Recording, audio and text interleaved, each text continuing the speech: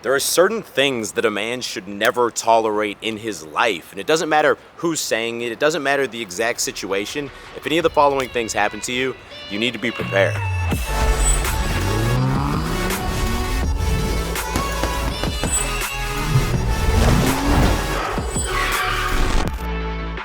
So last week I was on a call with some of the guys from our Beast coaching program, and one of these guys, he's just been so hungry to change and improve since day one. He's implemented every piece of advice we gave him. You know, he optimized his facial hair, he changed his haircut, he reworked his entire wardrobe, and obviously his main goal was coming in to get more consistent dates with higher quality girls.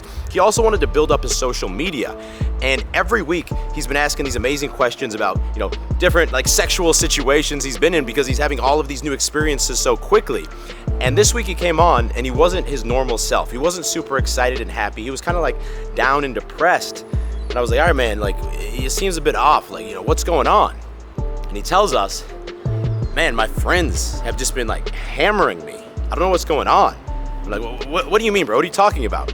I say, well, literally yesterday I had an hour-long FaceTime call with one of my buddies who was like, what the fuck are you doing, bro? Why are you posting these weird photos on your Instagram, these cringy photos? Why are you trying to get Instagram followers? You've changed how you look. Like, we don't like this. We don't like the new you. And it's actually a pretty common scenario that a lot of y'all have probably encountered. When you choose to improve your life and you start taking steps, other friends of yours or family members who aren't improving their lives, they start to take jabs at you. And sometimes it's a lot more subtle than this. Like when I started on YouTube, I had a lot of friends that were like, really? You think YouTube's gonna work out? But sometimes it's more just like extreme and in your face, like what happened with this guy. And that's number one. You should never tolerate weak ass friends. You've probably heard the quote before, you're the average of the 5 people you spend the most time with. And what this means is if you hang out with a bunch of losers, and I don't mean that in a negative, derogatory way, but if you hang out with people who aren't winning at life, subconsciously you're comparing yourself to those people, and then you're setting the bar very low for yourself. So maybe you finally started going to the gym every single day, and now you feel like an absolute boss because all your friends do is sit around and smoke and play video games. They don't even go to the gym. I mean, that is a good step that you took. You should be proud of yourself, but that doesn't mean that you're winning at all of life all of a sudden. So you want to be prepared, and whenever you notice someone giving you this negative energy and not fully supporting whatever you're trying to do with your life, you want to fucking call them out. And you don't want to do it in an aggressive way, but you want to say, hey man, I'm a bit confused. Like, it seems like what I'm doing is bothering you somehow. Like, what's going on, man? And then either one of two things is going to happen. Most likely, they're going to realize they've been hating on you out of their own insecurities because they're not doing anything to improve their life, and they're going to be like, I'm sorry, man, you know, I'm not sure what I was thinking, you know, I'll be better. Or they're going to push back and be like, nah, bro, what you're doing is fucking weird. I don't understand it. And in that scenario, you have to draw a very hard boundary and say, look, man, you're a good friend of mine. This is what I'm trying to do with my life. This is making me happy. I really would love it if you could support that. But if not, I'm just not gonna be able to hang out with you anymore because it's tearing me away from what's making me happy. If you start doing this, you're gonna filter out all your fake ass friends who don't really support you, and you're only gonna have your true ride or die homies left.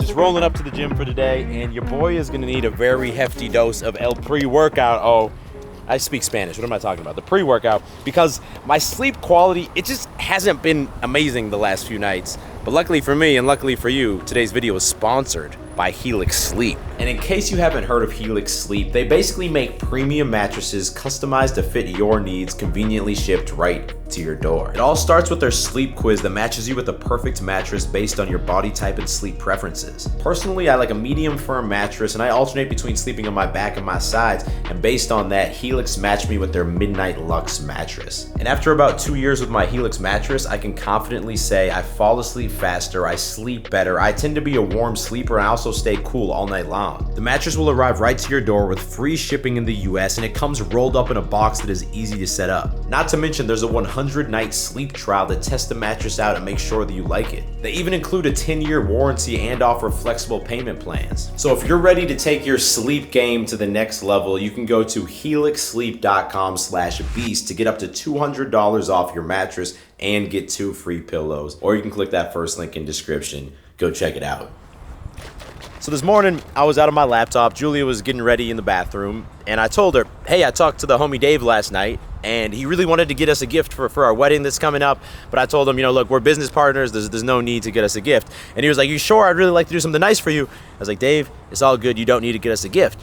And Julius said, well, like, why would you tell him that? Like, it's a nice gesture he was trying to make. You should have allowed him to do that because, you know, if and when he gets married, I'd like to give him a wedding gift as a nice gesture to him. And that led to a little back and forth. I wouldn't call it a fight or even an argument, but there was a little bit of arguing done because I was like, we make money with him as a business partner. This is just like, it's pointless. And Julia's like, no, it's about like the nice gesture. And then it started to escalate a little bit. And what I had to do was to end it by saying, look, I see where you're coming from. I understand where you're coming from. We'll just agree to disagree on this. I already talked to Dave. And that's number 2. Never tolerate insignificant, time-wasting discussions or arguments. Because in these situations, it's very rare the one person wins the argument and proves the other person wrong because we just have different viewpoints. We're both going to be stubborn. And what it's going to lead to at the end of the day is wasted time, wasted energy, and negative emotion between two people. Now, these type of situations will often happen between you and your girl, like what happened with me and Julia this morning, but they'll also commonly happen between you and your friends. Like a couple videos back, I mentioned LeBron is the GOAT. He's better than Michael Jordan. And there was a lot of comments aggressively disagreeing with me. And that's like a classic debate that I'll have with my cousins where they love MJ. I really like LeBron. But oftentimes it'll start kind of like a fun discussion, but then it starts to get heated and there starts to be like anger and people are upset with each other. And that's the point at which you have to cut it off and be like, hey, I love you, man, or I love you, babe. We're just gonna have to agree to disagree on this one. No hard feelings. And people are not always gonna respond positively to this because sometimes it sounds like, well, I'm not gonna discuss this with you anymore, but you're doing it in a more like mature, calm, grounded way. And it's all right to allow people to be a little upset, you know, give them some time, give them some space, let it wear off. Because you have to realize at the end of the day, like having strong relationships with other people, friends, family, girls, it's a lot more important than being right. You know, it's not realistic. We're all going to have the same beliefs and opinions about everything. It's healthy to have that discussion, but as soon as it starts to detract from like your relationship with that person, why waste your fucking time? Why waste your fucking energy?